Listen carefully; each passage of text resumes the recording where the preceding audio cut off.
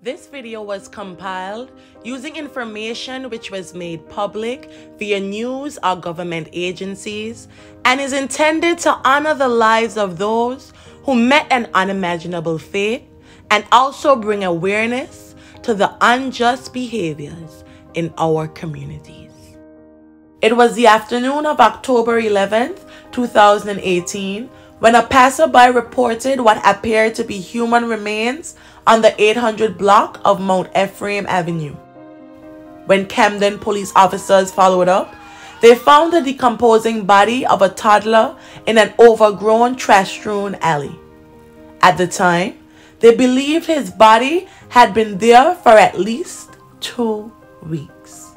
Approximately 2 months later, on December 6th, Anthony Burnett paid a visit to the Belmar Police Department and spoke with officers regarding a custody issue pertaining to his 22-month-old son, whom he shared with 23-year-old Tynasia Brown. He told them he hadn't seen the toddler for several months and filed a missing persons report. Based on Anthony's description of the child, investigators collected known DNA samples of Jah'Vi Brown and compared them to DNA collected from the body which was once laid in the overgrown alley. It was confirmed to be that of believed to be at that time 22-month-old Jah'Vi Brown. When police questioned Jah'Vi's parents, they both claimed that the other party had custody of Jah'Vi since the end of August, when he is believed to have died. The boy's body was found wrapped in Walmart bags in an alley which was determined to be located near his father's home. However, during their search, police officers located similar bags in his mother's home. The boy's parents were in a custody battle at the time of his passing, and as the investigation progressed, authorities declined to charge either parent with a crime for the time being.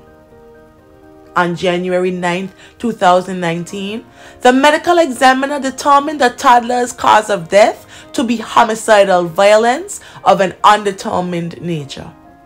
The prosecutor's office at the time issued a public appeal for help in identifying the child's killer. Over a year after her son's tragic death, Tynasia Brown was indicted by a Camden County grand jury on charges of murder, aggravated assault, and endangering the welfare of a child. Their indictment also charged Brown with second-degree charges of child endangerment and aggravated assault in connection with alleged abuse toward her surviving 5-year-old son and 4-year-old daughter. Authorities alleged that these crimes took place between January 1st and December 8th of 2019 in Belmar, with the boy's death occurring on August 23rd. The affidavit for probable cause noted that the case against Brown was based on witness statements and digital evidence. The woman was arrested the following day, August 28, 2019, at about 10 a.m. and held at the Camden County Correctional Facility pending a pre-trial detention hearing. A review of Tynasia's criminal record showed a prior conviction in the child abuse case. She admitted guilt to a child endangerment charge and received a 288-day sentence in April 2015.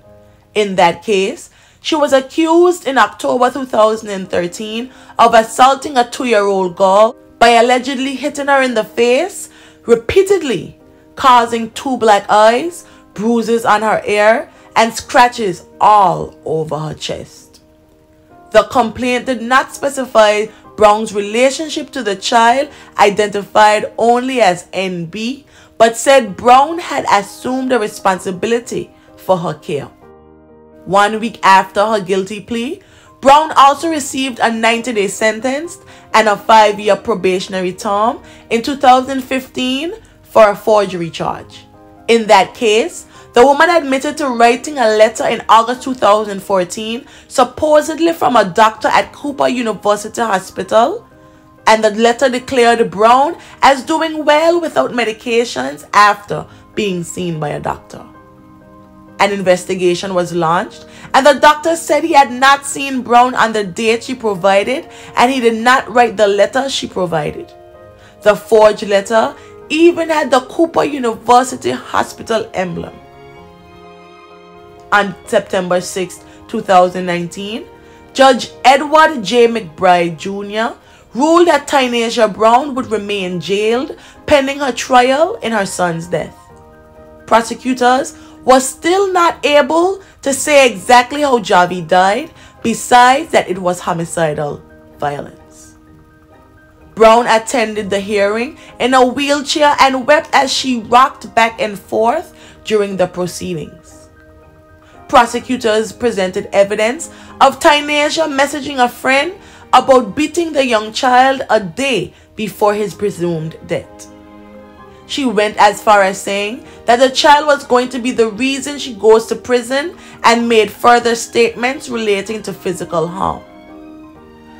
The investigation indicated that the mother allegedly beat all three of her children, but Jah'Vi was believed to have endured especially severe beatings.